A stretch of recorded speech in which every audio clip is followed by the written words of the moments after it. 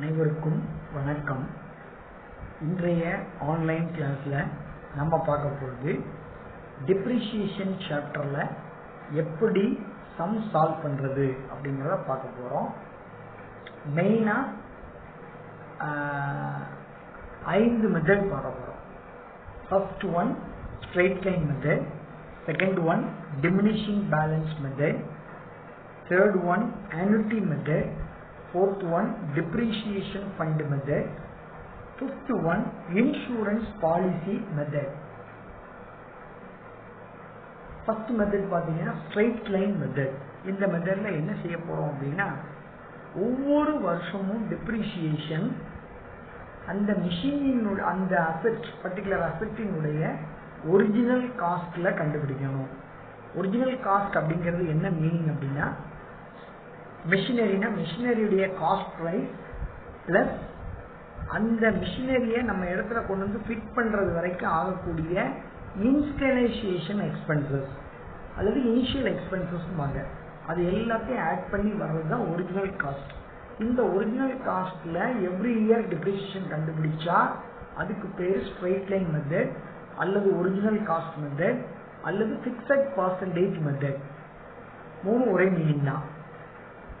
5 வருஷம் கழிச்சுனாலும் மிஷினரியுடைய original value என்னவோ அந்த வேல்யூல certain percentage depreciation கண்டுபிடிச்சோம்னா straight line method.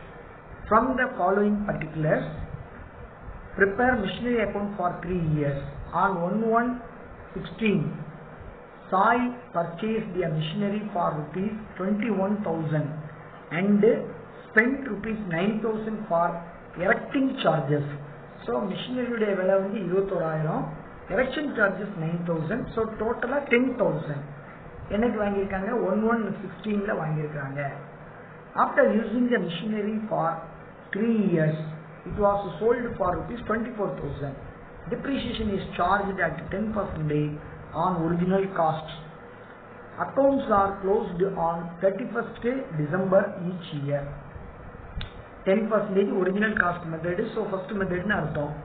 Machinery account prepare பண்ணிருக்காங்க. டெபிட் சைடில் டு கேஷ் 30,000 ரூபாய் போடணும். 21,000 பிளஸ் 9,000. கிரெடிட் சைடில் பை டிப்ரிசியேஷன், ஃபர்ஸ்ட் இயர்க்குள்ள டிப்ரிசியேஷன். ஸோ 30,000ல 10% 3,000. செகண்ட் இயர் மீதி வர்றது பேலன்ஸ் சி பை டி. இந்த பேலன்ஸ் சி பை டி அடுத்த வருஷத்துக்கு balance B by d 27,000. Credit சைடில் பை டிப்ரிசியேஷன் அந்த ஒரிஜினல் காஸ்ட் 27,000, 30,000ல 10%, ஸோ 3,000, 24,000. அப்படியே வரிசையா எழுதிட்டே வரோம். தேர்ட் இயர் வரும்போது கிரெடிட் சைடில் பை டிப்ரிசியேஷன் எழுதுறோம். எழுதுனதுக்கு அப்புறம் பை கேஷ் எவ்வளவுக்கு சேல்ஸ் பண்ணியிருக்காங்க, 24,000. ஸோ சேல்ஸையும் டிப்ரிசியேஷனும் சேல்ஸும் எழுதினதுக்கப்புறம் டிஃபரன்ஸ் அமௌண்ட் எங்க வருதோ ப்ராஃபிட் ஆர் லாஸ் அக்கௌண்ட் எழுதணும். இப்போ இந்த கணக்குல பாத்தீங்கன்னா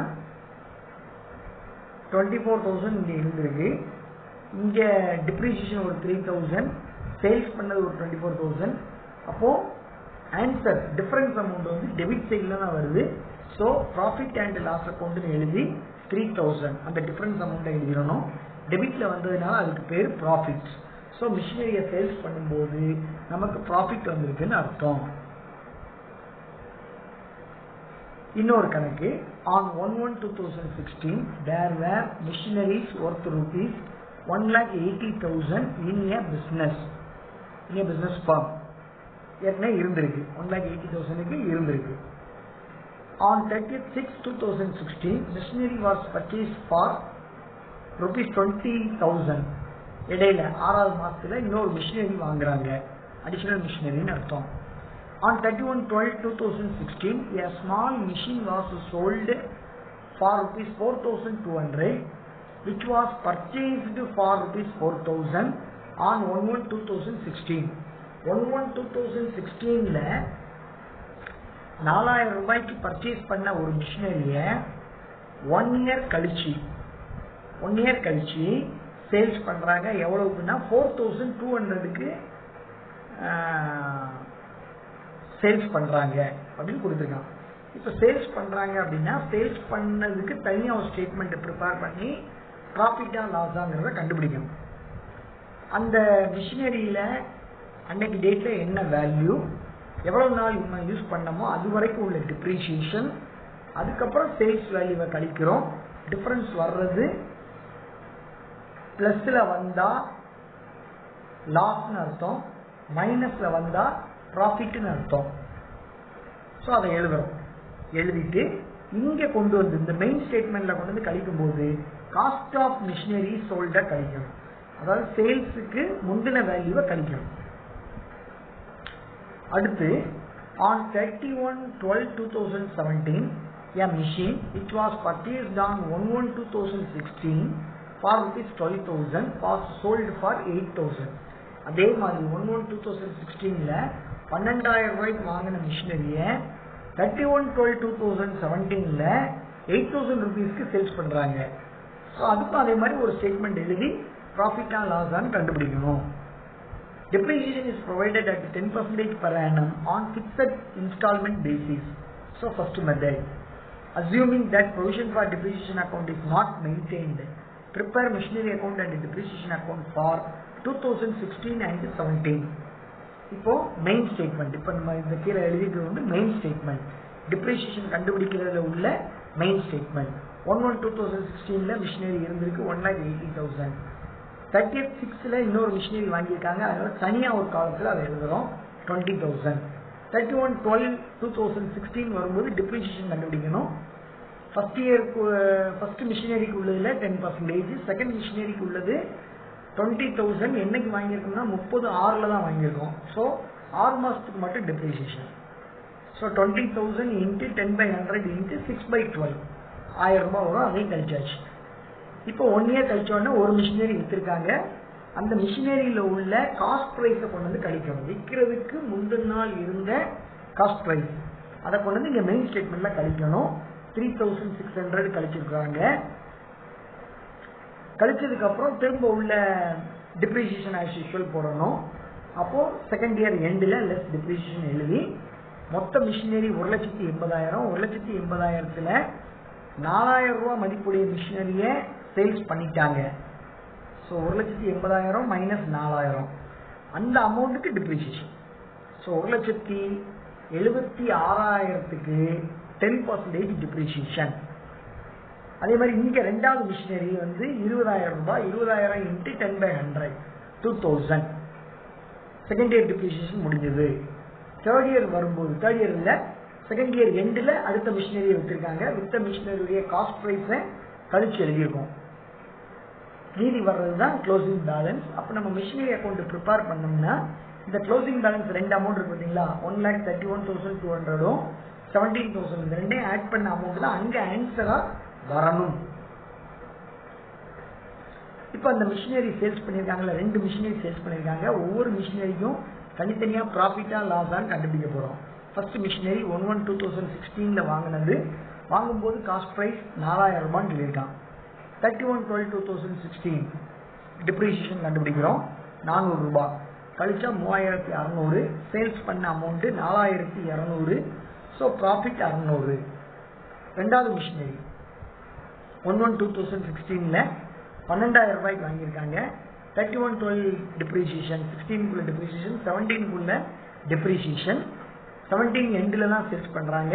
ஸோ லெஸ் சேல்ஸ் வர்றது மைனஸ் ஃபிகராக இருக்குது. மைனஸ் ஃபிகராக இருக்கிறதுனால லாஸ்,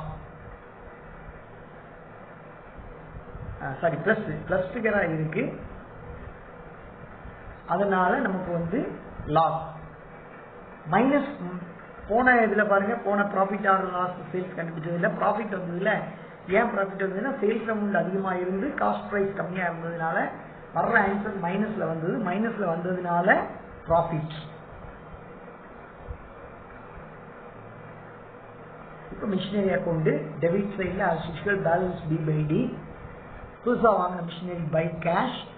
கிரெடிட் சைடில் பை கேஷ், சேல்ஸ் பண்ண அமௌண்ட்டு பை டிப்ரிசியேஷன். அந்த 2 டிப்ரிசியேஷனையும் ஆட் பண்ணி எழுதணும். பேலன்ஸ் வர்றது பேலன்ஸ் C/D. இந்த பக்கம் வந்து ப்ராஃபிட் வந்ததுனால டெபிட் சைடில் 2 ப்ராஃபிட் அண்ட் லாஸ் அக்கௌண்ட் போட்டு 600 ரூபா. பேலன்ஸ் பண்ணி வந்த அமௌண்ட்டு 1,77,400. செகண்ட் இயருக்கு அதுதான் ஓப்பனிங் பேலன்ஸ். செகண்ட் இயர் வரைக்கும் உள்ள டிப்ரிசியேஷன், சேல்ஸ் பண்ண அமௌண்ட்டு, லாஸ்ங்கிறதுனால கிரெடிட் சைடில் பை பிஎன்எல் அக்கௌண்ட்டு, மீதி வர்றது பேலன்ஸ் சி பை டி 1,48,200. ஒவ்வொரு ஸ்டேஜ்லையுமே நம்ம ஸ்டேட்மெண்ட்ல உள்ள ஆன்சர் வந்திருக்காங்கிறத செக் பண்ணிக்கலாம். அடுத்து ரிட்டன் டவுன் வேல்யூ மெத்தட் அல்லது டிமினிஷிங் பேலன்ஸ் மெத்தட் அல்லது ரெடியூசிங் பேலன்ஸ் மெத்தட். இதுல என்ன செய்ய போறோம்னா ஃபர்ஸ்ட் இயர் டிப்ரிசியேஷன் எப்போதும் போல ஒரு ஒரிஜினல் காஸ்ட்ல இருந்து கண்டுபிடிச்சு கழிச்சிருக்கோம். செகண்ட் இயர் வரும்போது ஃபர்ஸ்ட் இயர் டிப்ரிசியேஷன் கழிச்சு ஒரு அமௌண்ட் மீதி வந்திருக்கும்ல, மீதி வந்த அமௌண்ட்டுக்கு டிப்ரிசியேஷன் கிடைக்கும். தேர்ட் இயர் வரும்போது செகண்ட் இயர் டிப்ரிசியேஷனை கழிச்சு மீதி ஒரு அமௌண்ட் வந்திருக்கும்ல, அந்த அமௌண்ட்டுக்கு தேர்ட் இயர் டிப்ரிசியேஷன். ஸோ இப்படியே ஒவ்வொரு வருஷத்துலையும் அந்த இயர் பிகினிங்ல என்ன அமௌண்ட் இருக்கோ அந்த அமௌண்ட்டுக்கு டிப்ரிசியேஷன் கண்டுபிடிச்சா அதுக்கு பேரு written down value method or diminishing balance method. இப்போ ஒரு கணக்கு, a company purchased machinery for ₹40,000 on 1/1/4/2019. It purchased another machinery on 1/1/2019 1/10/2019 for ₹15,000. அதே இயர்ல 10வது மாசத்துல இன்னொரு machinery வாங்கியிருக்கான். On 31/12/2020 it sold 20,000 machinery for ₹5,000 which was purchased on 1/4/19. 1/4/19ல 5,000 ரூபாய்க்கு வாங்கின மிஷினரிய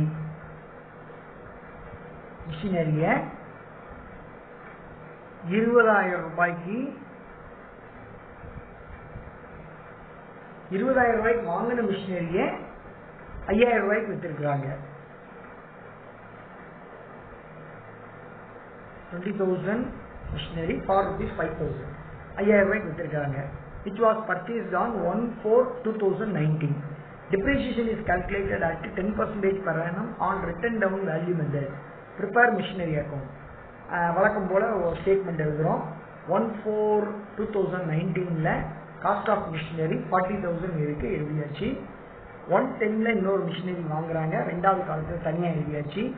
31/12ல டிப்ரிசியேஷன் 40,000ல இன்ட்டு 10/100 இன்ட்டு 9/12 போடணும். ஏன்னா 9 months தான், 1/4ல தான் வாங்கியிருக்கான். வாங்கின தேதியில இருந்து இயர் எண்டு வரைக்கும் டிப்ரிசியேஷன் கண்டுபிடிக்கணும். ஸோ 1/4/2019ல இருந்து 31/12/2019 வரைக்கும் 9 months வரும். டிப்ரிசியேஷன் கண்டுபிடிச்சா 3,000. அடுத்து ஒரு மிஷினரி 15,000 வாங்கியிருக்காங்க, 10வது மாசம் தான் வாங்கியிருக்காங்க. 10, 11, 12 3 மாசத்துக்கு மட்டும் டிப்ரிசியேஷன். ஸோ 15,000 இன்ட்டு 10/100 இன்ட்டு 3/12 போட்டால் 375. ஸோ லெஸ் பண்ணி எழுதியாச்சு. செகண்ட் இயர் வரும்போது முதல்ல டிப்ரிசியேஷன் எழுதிருக்கோம். டிப்ரிசியேஷன் வரும்போது இந்த 37,000 கழிச்சு வந்து பாருங்க 37,000 அந்த அமௌண்ட்டுக்கு 10%. ஸோ 3,700. அதே மாதிரி செகண்ட் மிஷினரிக்கு 14,625க்கு 10% கழிச்சு எழுதியாச்சு. இப்போ ரெண்டாவது வருஷ கடைசியில தான் சேல்ஸ் பண்ணியிருக்காங்க. சேல்ஸ் பண்ணும்போது 20,000 ரூபாய் மதிப்புடைய மிஷினரி. ஸோ 20,000க்கு 1/4/2019ல இருந்து இந்த 31/12/2020 வரைக்கும் உள்ள டிப்ரிசியேஷனை கழிச்சுக்கிட்டே வரணும். கடைசியா கழிச்சு வந்ததுக்கு அப்புறம் உள்ள அமௌண்ட் எவ்வளவு வரும்னா 16,650 வரும். அதுல இருந்து சேல்ஸ் வேல்யூவை கழிக்கிறோம். சேல்ஸ் எவ்வளவுனா 5,000, அதை கழிக்கிறோம். ஸோ 11,650 நமக்கு லாஸ் இந்த இருக்கு. காஸ்ட் பிரைஸ் 20,000 லெஸ் டிப்ரிசியேஷன் 9 monthsக்கு, அப்புறம் லெஸ் டிப்ரிசியேஷன் 1 yearக்கு, less sales amount 5,000. So loss வந்து எவ்வளவுனா 11,650 இருக்கு லாஸ். ரைட். அடுத்து இப்போ மெயின் ஸ்டேட்மெண்ட்ல கொண்டு போய் அந்த சேல்ஸ்க்கு முந்தின அமௌண்ட் 16,650 கழிக்கிறாங்க. கழிச்சாச்சு. கழிச்சதுக்கு அப்புறம் பாத்தீங்க அப்படின்னா மீதி வர்ற அமௌண்ட் தான் பேலன்ஸ் சி பை டி. அந்த ரெண்டையும் கூட்டினோம்னா அந்த லெட்ஜர்ல வர்ற ஆன்சரும் அதுவும் ஒன்று போல வரணும். ஸோ மிஷினரி அக்கௌண்ட்ல ஃபர்ஸ்ட் இயர் டு கேஷ். அது மாதிரி இன்னொரு டேட்டு 1/10 இன்னொரு மிஷினரி வாங்கியிருக்காங்க, அதுவும் 2 கேஷ். கிரெடிட் சைடில் பை டிப்ரிசியேஷன் மெயின் ஸ்டேட்மெண்ட்டில் உள்ள அந்த 2 டிப்ரிசியேஷனையும் ஆட் பண்ண அமௌண்ட்டு 3,375. Balance balance C/D. அந்த C/D நெக்ஸ்ட் இயருக்கு பேலன்ஸ் B/D எழுதியாச்சு. பை டிப்ரிசியேஷன் சேல்ஸ் பண்ண அமௌண்ட்டு நமக்கு லாஸ்ங்கிறதுனால அதையும் கிரெடிட் சைடில் பை P&L அக்கௌண்ட்டு, மீதி வர்றது பேலன்ஸ் C/D. அடுத்து பார்த்தீங்கன்னா ஆனுட்டி மெத்தட். ஆனுட்டி மெத்தடில் என்ன செய்கிறோம் அப்படின்னா, இது வரைக்கும் பார்த்த மெத்தடில் நம்ம இந்த இன்ட்ரெஸ்ட் ஃபேக்டருங்கிறத மறந்துடுவோம். சப்போஸ் இந்த மிஷினரி வாங்கலை அப்படின்னா அந்த அமௌண்ட்டுக்குள்ள அந்த அமௌண்ட்டை நம்ம எங்கேயாவது பேங்க்ல இன்வெஸ்ட் பண்ணியிருப்போம். அப்படி இன்வெஸ்ட் பண்ணதுனால ஒவ்வொரு வருஷமும் நமக்கு என்ன கிடைக்கும்னா இன்ட்ரெஸ்ட் கிடைக்கும். இந்த ஆனுட்டி மெத்தட் என்ன அஸ்யூம் பண்ணுது அப்படின்னா, இந்த மிஷினரி வாங்கினதுனால உங்களுக்கு வர வேண்டிய ரேட் ஆஃப் இன்ட்ரெஸ்ட் வரல, ஸோ அதுவும் சேர்ந்து உங்களுக்கு லாஸ் அப்படின்னு சொல்லி ட்ரீட் பண்றாங்க. அப்படி அந்த இன்ட்ரெஸ்ட்டுக்கும் சேர்த்து நீங்க டிப்ரிசியேஷன் ப்ரொவைட் பண்ணணும் அப்படின்னு சொல்லி இந்த மெத்தட் சொல்லுது, ஆனுட்டி மெத்தட் சொல்லுது. அதாவது இதுக்கு முன்னாடி உள்ள மெத்தட்லாம் இன்ட்ரெஸ்ட் லாஸ்ங்கிற கான்செப்டே நம்ம பார்க்கல. இதுதான் ஃபர்ஸ்ட் மெத்தட். ஆனுட்டி மெத்தட்ல என்ன செய்யறோம்னா, சப்போஸ் மிஷினரி வாங்கல அப்படின்னா அந்த அமௌண்ட் பேங்க்ல போட்டு வச்சிருப்போம். பேங்க்ல போட்டோம்னா நமக்கு இன்ட்ரெஸ்ட் வரும். இந்த அசெட் வாங்கினதுனால நமக்கு வர வேண்டிய ஒரு இன்ட்ரெஸ்ட் வராம போயிடுச்சு, ஸோ அதுக்கும் சேர்த்து டிப்ரிசியேஷன் ப்ரொவைட் பண்ணணும் அப்படின்னு ஆனுட்டி மெத்தடு சொல்லுது. இருக்கிற மெத்தட்லேயே இந்த ஆனுட்டி மெத்தட் தான் ரொம்ப ஈஸியான ஒரு method. A firm purchases a 5 years lease for ₹40,000 on 1st January. It decided to write off depreciation on annuity method, presuming the rate of interest to be 5% per annum. If annuity of ₹1 for 5 years at 5% is 0.230975, show the lease account for full period. 5 years வாங்கியிருக்கோம், 5 இயர்ஸ்க்கு நம்ம கண்டுபிடிக்க போகிறோம். முதல்ல depreciation கண்டுபிடிக்கணும். டிப்ரிசியேஷனுக்கு என்ன செய்யணும் அப்படின்னா, cost of the lease into annuity table value. இங்கே cost of the lease 40,000 into annuity table value கணக்கில் கொடுத்துருக்கான். பெருக்கி எழுதுனா 9,239 rupees வருது. இதுதான் எவ்ரி இயர் டிப்ரிசியேஷன். ஒரு வருஷம் கண்டுபிடிச்சோம்னா போதும், மீதி எல்லா வருஷமும் அதுதான் டிப்ரிசியேஷன். சரிதானே? அப்போ டெபிட் சைடில் 2 கேஷ்னு போட்டு அந்த 40,000, டெபிட் சைடில் 2 இன்ட்ரெஸ்ட் எழுதி 40,000க்கு 5% இன்ட்ரெஸ்ட், ஸோ 2,000. கிரெடிட் சைடில் பை டிப்ரிசியேஷன் எழுதி நம்ம கண்டுபிடிச்ச அமௌண்ட் 9,239. மீதி வர்றது பேலன்ஸ் C/D 32,761. அது அடுத்த வருஷத்துக்கு ஓப்பனிங் பேலன்ஸ். அந்த ஓப்பனிங் பேலன்ஸ்ல இன்ட்ரெஸ்ட் கண்டுபிடிக்கிறோம். கிரெடிட் சைடில் பை டிப்ரிசியேஷன் பழைய அமௌண்டே தான், பேலன்ஸ் C/D. அப்படியே 4 வருஷமும் எழுதிடுவோம். 5வது வருஷம் வரும்போது ஓப்பனிங் பேலன்ஸ் B/D இருக்கு. கிரெடிட் சைடில் பை டிப்ரிசியேஷன் எழுதி அந்த டிப்ரிசியேஷன் அமௌண்ட் 9,239 எழுதிடணும். இந்த லாஸ்ட் இயர்ல மட்டும் இன்ட்ரெஸ்ட் நம்ம கண்டுபிடிக்க கூடாது. இன்ட்ரெஸ்ட் தான் பேலன்சிங் ஃபிகர். ஸோ இன்ட்ரெஸ்ட்டை பேலன்சிங் ஃபிகர் சொல்லி காமிச்சிடணும். எவ்வளோனா 440. ஆனுட்டி மெத்தட்ல லாஸ்ட் இயர்ல மட்டும் இன்ட்ரெஸ்ட் கண்டுபிடிக்க கூடாது. Interest will be the balancing figure. அடுத்து பார்த்தீங்கன்னா டிப்ரிசியேஷன் ஃபண்ட் மெத்தட், அல்லது அதுக்கு இன்னொரு பேரு சிங்கிங் ஃபண்ட் மெத்தட். இது 4வது method. A company purchased 3 years lease on January 2016 for ₹1 lakh. 1 lakh வாங்கியிருக்கிறாங்க. It is decided to provide the replacement of lease at the end of 3 years by setting up a sinking fund. It is expected that the investments will fetch interest at 5%. Sinking fund table shows that to provide the requisite amount at 5% at the end of 3 years at an investment of ₹31,728.88 is required for every year. எவ்வளவு allotment தனியா எடுத்து வைக்கணும் அப்படிங்கிறத அவனே பெருக்கி கொடுத்துட்டான். இப்போ பெருக்கி கொடுக்காத கணக்கில் என்ன செய்யணும்னா, cost of the asset into sinking fund table value. அதை வச்சு நம்ம பெருக்கி எழுதணும். எப்படி ஆன்டி மெத்தடுக்கு அனலிட்டிக் டேபிள் வேல்யூ வச்சு பெருக்கி எழுதணுமோ அதே மாதிரி இங்கே சிங்கிங் ஃபண்ட் டேபிள் வேல்யூ கொடுத்துருப்பான். Cost of the asset into sinking fund table value பெருக்கி வர்றது தான் டிப்ரிசியேஷன் அமௌண்ட். ஆனால் இங்கே அவனே கண்டுபிடிச்சு கொடுத்துட்டான் 31,728.88. Investments are made to the nearest rupee. On 31st December 2018, the investments were sold for rupees 61,000. On 1st January 2019, the same lease was renewed for a further period of 3 years by paying rupees 1,20,000. Show the necessary ledger accounts. முதல்ல lease account ஆரம்பிக்கணும். Debit சைடில் to bank, credit சைடில் by balance C by D 1 lakh அப்படி எழுத வேண்டியது. அதே தான் second இயருக்கும். தேர்ட் இயர் வரும்போது opening balance to balance B by D, credit சைடில் பை டிப்ரிசியேஷன் ஃபண்ட் அக்கௌண்ட்டுன்னு சொல்லி அதே அமௌண்ட்டை எழுதிடணும். ஸோ லாஸ்ட் இயர் வரும்போது கிரெடிட் சைடில் பை டிப்ரிசியேஷன் ஃபண்ட் அக்கௌண்ட்டுன்னு எழுதி அதே அமௌண்ட் 1 lakh எழுதிடணும். ரெண்டாவது அக்கௌண்ட் டிப்ரிசியேஷன் ஃபண்ட் அக்கௌண்ட். இந்த டிப்ரிசியேஷன் ஃபண்ட் அக்கௌண்ட்ல கிரெடிட் சைடில் பை ப்ராஃபிட் அண்ட் லாஸ் அக்கௌண்ட்னு எழுதி அந்த கணக்கில் சொன்ன டிப்ரிசியேஷன் அமௌண்ட், அதாவது ஆனுவல் அப்ராப்ரியேஷன் அர்த்தம், அந்த அமௌண்ட் எழுதுறோம். 31,729 போட்டுக்கிட்டோம். பாயிண்ட் சம்திங் இருந்ததுனால ரவுண்ட் ஆஃப் பண்ணி 31,729 எழுதிட்டோம்.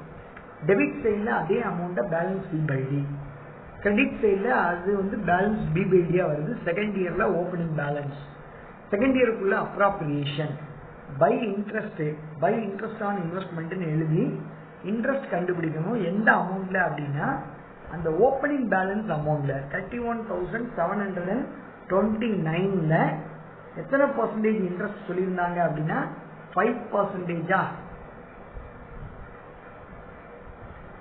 5% இன்ட்ரெஸ்ட் கண்டுபிடிச்சு எழுதணும்.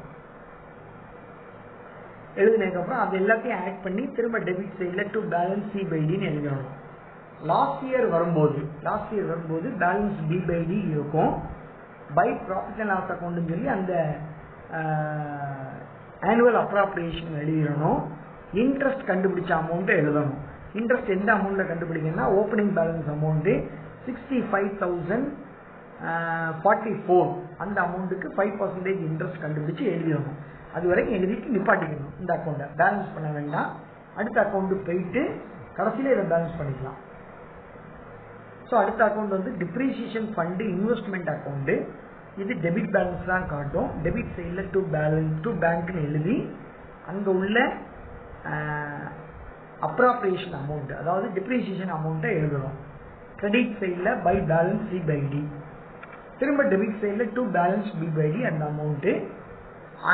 அப்புறம் இன்வெஸ்ட்மெண்ட் பண்ணும்போது டு பேங்க்னு எழுதி செகண்ட் இயர்ல இருக்கக்கூடிய depreciation amount plus interest amount ரெண்டையும் ஆட் பண்ணி இங்கே கொண்டு வந்து எழுதணும். ஸோ செகண்ட் இயர்ல இருக்கக்கூடிய இன்ட்ரெஸ்ட் பிளஸ் இன்வெஸ்ட்மெண்ட் ரெண்டையும் ஆட் பண்ணி இங்கே கொண்டு வந்து எழுதுனா 33,315. கிரெடிட் சைடில் பேலன்ஸ் சி பை டி, அது அடுத்த 3வது வருஷத்தில் பேலன்ஸ் பி பை டி. இந்த அமௌண்ட்டை தான் சேல்ஸ் பண்ணுறாங்க. ஸோ சேல்ஸ் பண்ணதை கிரெடிட் சைடில் பை பேங்க்னு எழுதுகிறோம் 61,000.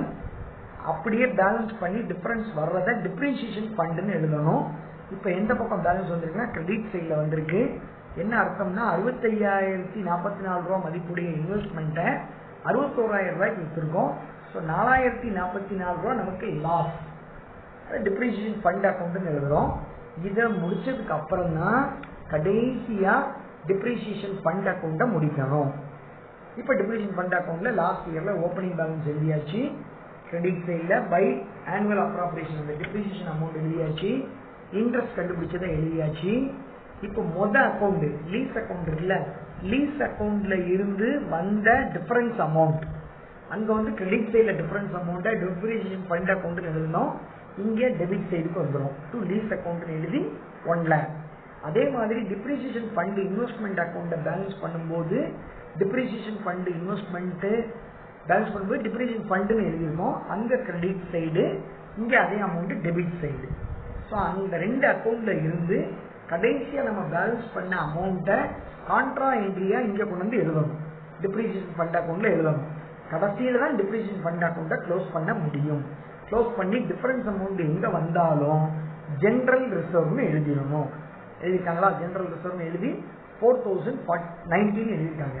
ஸோ இந்த லாஸ்ட் இயர் வந்து ரொம்ப ரொம்ப முக்கியம். இன்ட்ரெஸ்ட் கண்டுபிடிக்கிறது வரைக்கும் பழைய மெத்தட்.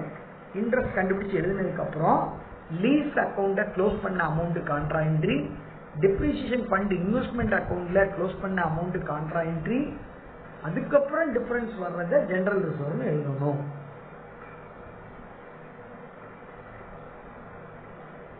அடுத்து பார்த்தீங்கன்னா insurance policy method. Singing fund மெத்தடில் என்ன செஞ்சாங்க அப்படின்னா அந்த இன்ட்ரெஸ்டையும் கன்சிடர் பண்ணாங்க. ஆனால் அதில் சிங்கிங் ஃபண்ட் மெத்தடில் இன்னொரு முக்கியமான பாயிண்ட் என்ன அப்படின்னா இதுக்கு முன்னாடி சொன்ன 3 method, straight line method, depreciation method, straight line method, written down value method, annuity method, 3லையுமே அமௌண்ட் ஆஃப் டிப்ரிசியேஷன் ஒரு அமௌண்ட் நம்ம ப்ரொவைட் பண்ணியிருப்போம். ஆனால் அந்த அமௌண்ட்டு எங்கேயுமே பிஸ்னஸில் எடுக்க முடியாது. இங்கே தான் இருக்குன்னு சொல்லி எடுக்க முடியாது. என்ன காரணம்னா நம்ம எடுத்து வச்ச அமௌண்ட்டு உள்ள ஒர்க்கிங் கேபிட்டல்ங்கிற பேரில் பிஸ்னஸ்க்குள்ளே சர்க்குலேட் ஆகிக்கிட்டே இருக்கும். ஸோ இயர் எண்டு, அதாவது மிஷினரியோடைய வேல்யூ முடியும் போது புதுசாக மிஷினரி வாங்குறதுக்கு ரூபான்னு பார்த்தோம்னா ரூபா இருக்காது.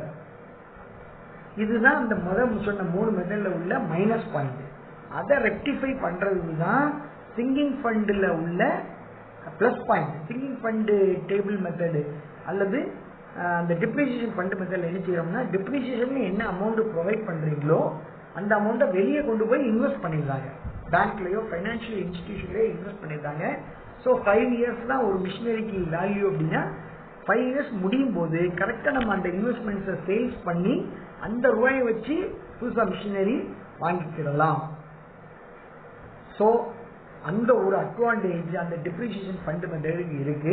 அதே மெத்தடு தான் இங்கேயும் இன்சூரன்ஸ் பாலிசி மெத்தட்லையும் மிஷினரி வாங்கும் போதே அதே அமௌண்ட்டுக்கு ஒரு பாலிசி எடுத்துக்கிறாங்க. பாலிசி எடுத்துட்டு நம்ம ப்ரீமியம் ஒவ்வொரு வருஷமும் ப்ரீமியம் பே பண்ணிக்கிட்டே இருக்கோம். கரெக்டாக மிஷினரியோடைய லைஃப் முடியும், அந்த பாலிசி மெச்சூர் ஆகும். பாலிசியிலிருந்து வந்த ரூபாயை வச்சு புதுசாக மிஷினரி வாங்க நம்மளால முடியும். ஸோ இன்சூரன்ஸ் பாலிசி மெத்தட்லையும் சிங்கிங் ஃபண்டு மெத்தட்லையும் புதுசாக மிஷினரி வாங்குறதுக்கு அமௌண்ட் ரெடி பண்ணுறது ரொம்ப ரொம்ப ஈஸி. இப்போ கணக்கு பார்ப்போம். இன்சூரன்ஸ் பாலிசி மெத்தடில் A and company purchases a lease for 3 years for ₹60,000 on 1st January 2014. A company decides to provide its replacement by means of insurance policy for ₹60,000. The annual premium is ₹19,000. On 1st January 2017, the lease is renewed for a further period of 3 years for ₹66,000. Show the necessary ledger accounts. முதல் account lease account as usual ஆரம்பிக்கணும். Debit சைடில் to பேங்க்கு, credit சைடில் balance C/D அதே amount தான். அதே மாதிரி அடுத்த வருஷமும் அதே இதை முடிச்சுட்டு 3rd இயர் வரும்போது பேலன்ஸ் B/Dன்னு எழுதி இந்த இயரில் முடியுது. அப்போ கிரெடிட் சைடில் பை டிப்ரிசியேஷன் ஃபண்டுன்னு சொல்லி எழுதி அதே 60,000 எழுதிடணும். ஸோ லாஸ்ட் இயரில் டிப்ரிசியேஷன் ஃபண்ட் அக்கௌண்ட்டுக்கு மாத்திரம். அடுத்து டிப்ரிசியேஷன் ரிசர்வ் அக்கௌண்ட் நம்ம ஆரம்பிக்கிறோம். இந்த ரிசர்வ் அக்கௌண்ட்ல கிரெடிட் சைடில் பை P&L அக்கௌண்ட், அந்த பிரீமியம் எவ்வளவு பே பண்றாங்களோ அந்த அமௌண்ட்டை பை P&L அக்கௌண்ட்னு எழுதணும். டெபிட் சைடில் டு பேலன்ஸ் C/D, அடுத்த வருஷத்துக்கு கிரெடிட் சைடில் பேலன்ஸ் B/D, அந்த இயரில் நம்ம பே பண்ண வேண்டிய பிரீமியம் அமௌண்ட்டு. அப்படி பேலன்ஸ் ஆட் பண்ணி இந்த பக்கம் பேலன்ஸ் C/D 38,000 டெபிட் சைடில், அந்த அமௌண்ட் அப்படி கிரெடிட் சைடில் by balance B/D 38,000.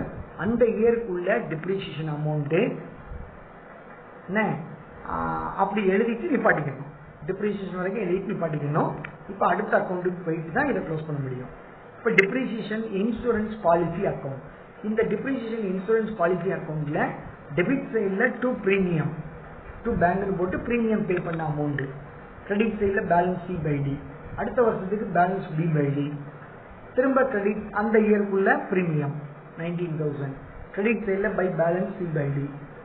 3rd year வரும்போது, 3rd இயர் தான் லாஸ்ட் இயர் வரும்போது அந்த ஓப்பனிங் பேலன்ஸ் 38,000, அந்த இயருக்குள்ள பிரீமியம்.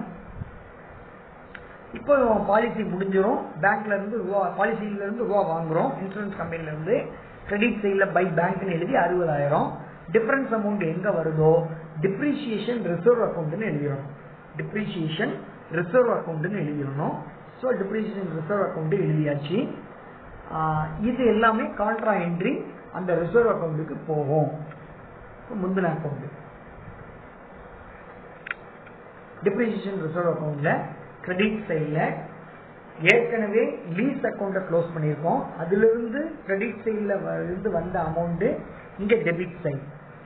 அப்புறம் இந்த டிப்ரிசியேஷன் இன்சூரன்ஸ் பாலிசி அக்கௌண்ட்டை க்ளோஸ் பண்ணியிருக்கோம். அங்க வந்த அமௌண்ட் டெபிட்ல இருந்தது, இங்க கிரெடிட் சைட்ல கான்ட்ரா என்ட்ரி எழுதிட்டு பேலன்ஸ் பண்ணோம்னா டேலி ஆயிரும். டேலி ஆகாம டிஃபரன்ஸ் இருந்தா ஜெனரல் ரிசர்வ் எழுதணும், இருக்க வாய்ப்பு இல்லை, டேலி ஆயிரும். ஸோ இந்த டிப்ரிசியேஷன் ரிசர்வ் அக்கௌண்ட்டை தான் கடைசியில க்ளோஸ் பண்ணணும்.